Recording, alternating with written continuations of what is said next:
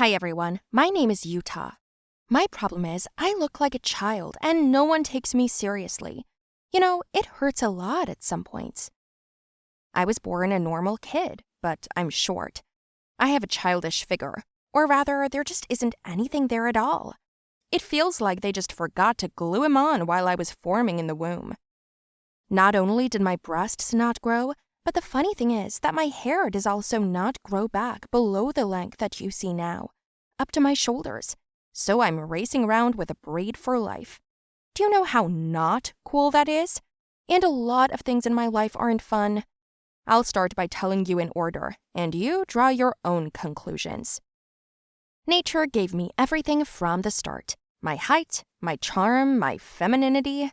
I raced like a kid with the same karate children like myself. We played aliens together, racers, villains of different levels. Oh, I remember. My mother always scolded me for that. Can't you, like all normal girls, play with dolls? Why? To be a little bit feminine, why else?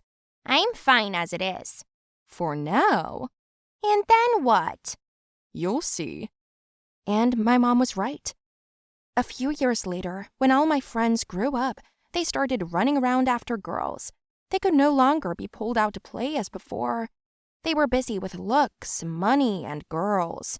And the girls I knew were doing the same thing, only they were shaking money from the guys, and they were also running around with them on dates. It was like I was stuck in a child's body, not growing up, not getting prettier, nothing. It was like time had stopped in me. My mother called it a phase, but I was already 15 years old, and there was still no change. One day I decided that maybe I should start making friends with girls, learn to gossip, wear makeup, so I did. I made friends with this Barbie named Viv. She was kind of hot. She only started hanging out with me because she needed a tutor, and I was the one. One day, she took me to a party. It was my first party ever. Mom let me go without any problems. She was just glad I was starting to socialize normally with other girls. I got dressed as usual and went to Viv's house. She opened the door all dressed up with her hair and manicure and made a face at the sight of me. What are you wearing? Your grandpa's shirt? It's a normal shirt. Normal? It looks like you haven't showered in 100 years. And what's with the hair? What about it? Oh, well, come in. Consider it charity. She forced me into her room and started taking off my jeans, t-shirt, shirt, and sneakers. She gave me a dress and high-heeled shoes. She did my hair and makeup. When I went to the mirror, I was just shocked. Oh my God! Cool, huh? That's all I can salvage, don't thank me. Viv, I look like a doll? Like a slut. Better than a smelly bum. Come on, we're gonna be late. So we got into her pink convertible and drove to the party. She told me to act like her. I tried my best while thinking about not falling over in the heels. And as soon as I thought about it, my face hit the pavement. She picked me up, but I was bleeding from my nose. Then another part of her entourage came running to Viv, taking me under their arms and escorting me to someone's house.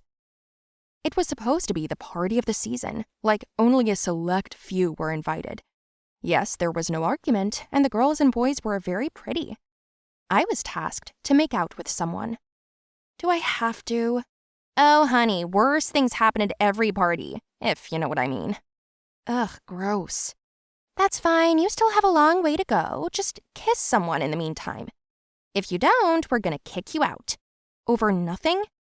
Consider it an initiation. We'll give you an hour. What? That's not enough? Clock's ticking. As she said that, Viv took off into the sunset.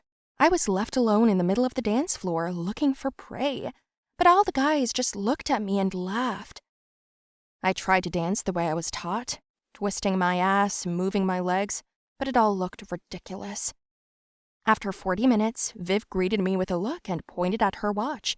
I started to get really nervous that nothing was working. And then I thought, why am I being such a baby? Wouldn't it be better to ask someone directly? So I walked up to a bunch of guys and I got into a Superman pose. And I was like, hey guys, who wants to kiss me? They laughed. What's so funny? Have you seen yourself in the mirror? I'm sorry, honey, but I'm afraid neither of us would want to. Why not? I don't want to remember kissing you, and I'll definitely remember kissing you because I don't kiss guys. What did you say? I'm not a guy. What he meant to say was that we prefer other girls. What, the dumb ones? The pretty ones, not like you, a goblin. What did you say? I couldn't take it anymore and kicked him between the legs, and then his friend too, for insulting me. Viv saw this and immediately ran up to me and took me outside. What are you doing? They called me names. You can't do that, you know? Are they allowed to call me names? It's the owner of the house and his brother. How could you? We'll never be invited here again. Well, I don't want to be invited. I don't want to be friends with freaks. I'm sorry, Yuta, but I can't be friends with you anymore. It's bad for my reputation. Do you understand? She left. I was really hurt. I shouted after her that our friendship never even happened, and then went home sadly and alone. At home, my mother met me, listened to me, and told me that I did everything right, but still, there was this residue inside me. I went to the mirror and saw that I really was ugly, like a boy, ungrown. It was a blow to my self-esteem. I hated myself more and more every day. One day I even fought with my parents for raising me like that. And then my mother admitted that during her pregnancy, she didn't take enough vitamins for the fetus. That is me, because she didn't know. And she had a bad doctor who didn't tell her in time what to take and when to take it. And from that moment on, I started to grow aggressive towards that doctor. I thought that if it wasn't for him, I wouldn't be like this. If it wasn't for him, I would have been beautiful. My mother would have carried me normally, and I could have been even more beautiful than Viv. Mom, does that doctor still practice? Yes, why? It's just, I wanted to go for a walk.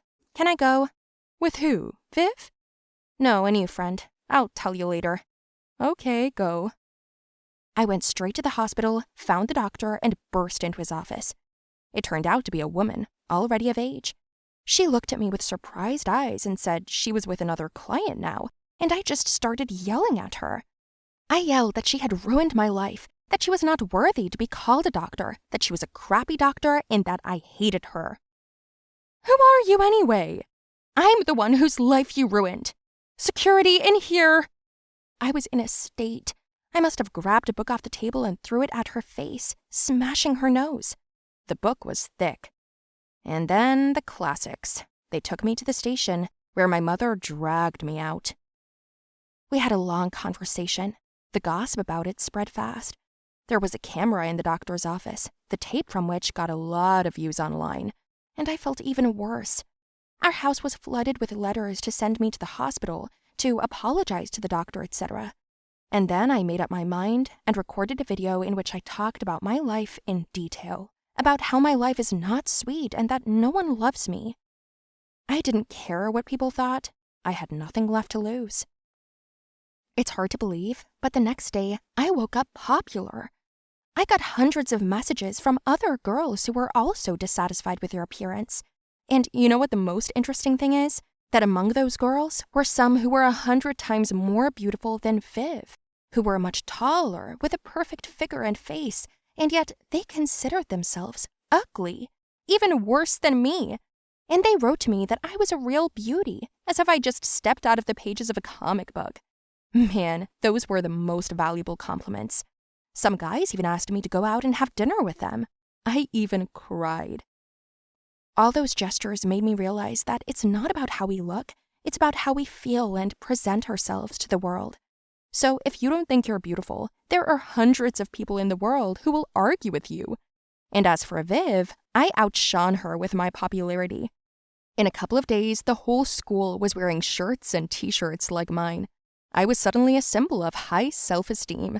Hi everyone, I'm Kurt. As you may have noticed, I'm a guy, but I have something from a girl. This is something that will surprise you greatly and from which will arise a lot of questions. To be honest, I had a lot of them myself when I saw this thing in my own place. Well, everything in order. First, I'll tell you more about myself.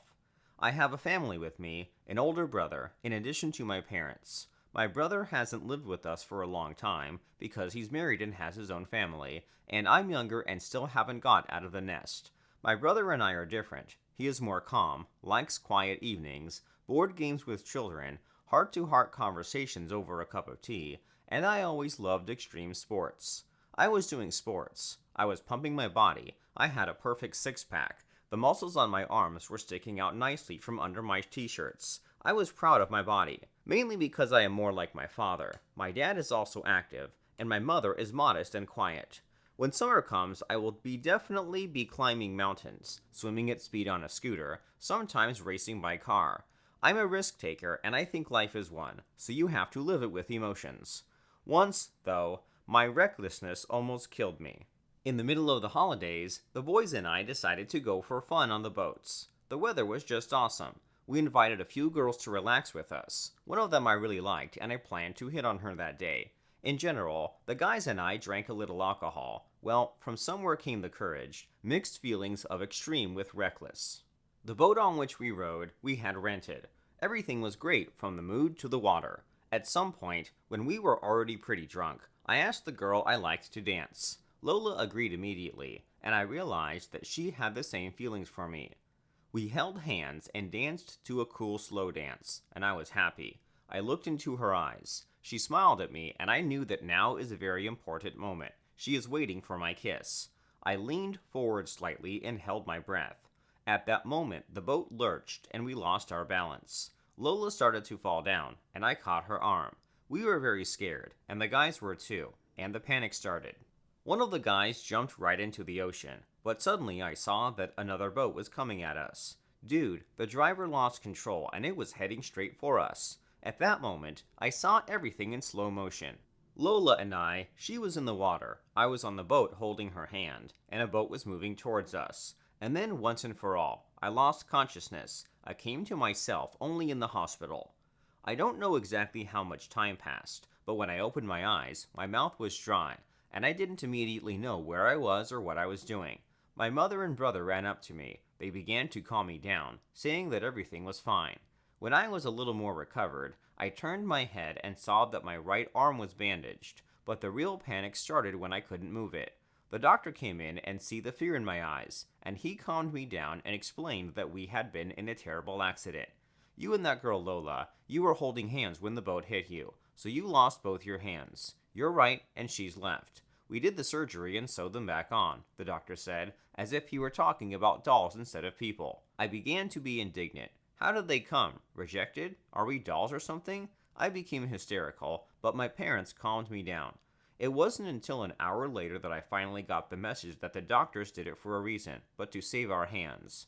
I was in a state of shock and didn't want to accept this information. It's good that I blacked out and don't remember what it felt like, and most importantly, I didn't see what it was like. Only after a while did I ask how Lola was doing. She, unlike me, did not lose consciousness and watched all this and endured the pain. She was given a lot of painkillers and sedatives. She was asleep at the time. After some time, I don't know exactly how long, I was finally told the good news. You can remove the stitches and see the result. In principle, I felt my hand. Of course it hurt, but everything is better than without it at all. It was an exciting moment. When the bandages were finally removed, the room was silent. I didn't look to my right, but the silence made me tense. I looked at the doctor and the nurse, saw the confusion on their faces, and lowered my eyes. What? What did you do to her? Why is my hand so thin? Why is it painted red? I shouted, as if scalded. I didn't understand why they had so disfigured her until I heard a scream from the other ward. Lola shouted the same words. Yes, as you guessed, we were sewn on the wrong hands. The doctors made a mistake and swapped our hands. This is such trash. Lola's tantrum was worse than mine, but she's a girl. We were still a long time to calm down, until the doctors again injected us with sedatives. After the chief physician came running to us, my mother's threats that she would sue them, he promised to resolve the issue quietly and peacefully at his own expense. But for this we will have to go back to the operating table. In the meantime, you need to take some time to get your muscles a little stronger, because the operation is not a joke. A day later, Lola and I met at the hospital to look at our hands, and she couldn't hold back her tears at the sight of hers. How many things she saw and remembered for the rest of her life. This boat ride will stay in her head forever. We somehow found words of support for each other, and then we had to live a little as the doctor ordered. It was terrible and ugly and strange to see yourself in the mirror with the woman's hand, and knowing that you can control it. Lola and I only saw each other to check on our limbs to see if they were alright, but man, you don't want an enemy to go through that. Lola and I tried to hide our hands as best we could. The school year has already started long ago. It's good that we went to different schools. I wore long sleeves and a glove on my hand to hide it. The doctors did everything they could to make sure I could manage it, but I would still have it. I didn't even mind the awful seam on my forearm anymore. We went through this for about a month, carefully hiding a part of ourselves, and waited impatiently for the second operation. I wasn't even afraid of the fact that my arm would have to be amputated. I was willing to have what was rightfully mine returned to me. Still, as the doctor promised, the operation was done. Everything went well. Of course, rehabilitation, medications, pain, and the desire to destroy the hospital were also present, but this time without any mistakes. Everything went fine. I'm still in the recovery phase with Lola. It should take time. It's good that we have it. Now I plan to invite Lola to a movie, but during this time we managed to become related to each other. We got as close as others cannot do it.